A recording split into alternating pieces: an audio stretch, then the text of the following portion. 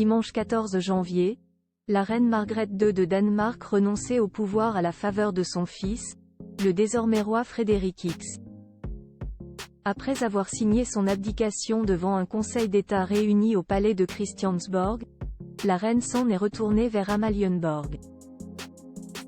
Publicité de son côté, le fraîchement désigné souverain danois est allé saluer les curieux réunis en son honneur depuis le balcon du palais.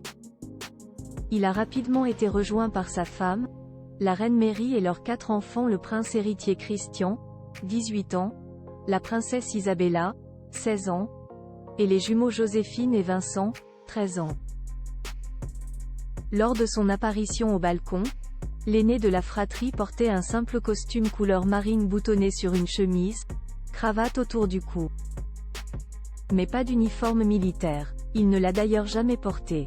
Et pour cause, le prince héritier Christian n'est pas encore en mesure de le revêtir puisqu'il n'a pas encore effectué sa formation militaire.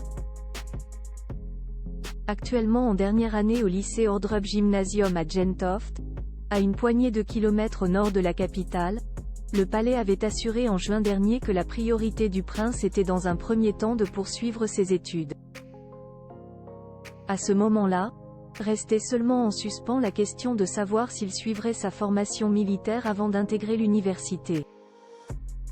Le palais expliquait également que le prince n'avait pas reçu son apanage, une rente le soutenant dans son activité en tant que tête couronnée, préférant attendre ses 21 ans. Ce n'est qu'après cela que l'on s'attend à ce que son Altesse royale participe davantage aux engagements officiels. Cependant, cela dépendra de l'endroit où le prince se trouvera à ce stade de son éducation, avait-il été ajouté. Une abdication qui change tout, mais la subite abdication de sa grand-mère la reine Margrethe II a subitement rebattu les cartes. En tant que prince héritier de la couronne, son futur est activement discuté entre les murs du palais.